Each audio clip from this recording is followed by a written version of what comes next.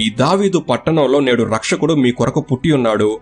ఆయనే ప్రభువైన యేసుక్రీస్తు. వారిని గుర్తుపట్టుటకు మీ కానవాలు ఏమిటంటే, ఒక శిశువు పొత్తి గుడ్డలతో చుట్టబడి ఒక తొట్టెలో పండుకొని ఉండడాన్ని మీరు చూస్తారు అని ఇలా తెలిపి ఆ దూత వెళ్లిపోయింది.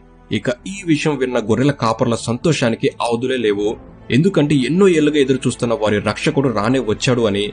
ఇక సంతోషంతో వారు చిన్నారి యేసు కోసం వెతుకుతూ వెళ్లి ఆ బాలుణ్ణి కనిపెట్టి బాలుణ్ణి చూసి ఇక సంతోషంతో ఆ గొర్రెల కాపరులు దేవదూత తమకు చెప్పిన సంగతులన్నిటినీ అక్కడ ఉన్న వారందరికీ చెప్పారు.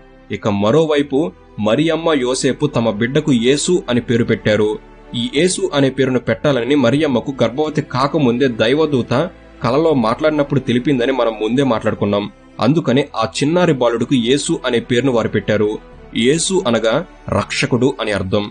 ఇక ఇప్పుడు నెక్స్ట్ యేసు పుట్టాడని ప్రపంచానికి తెలిసిన తర్వాత జరిగిన సంగతులేంటి?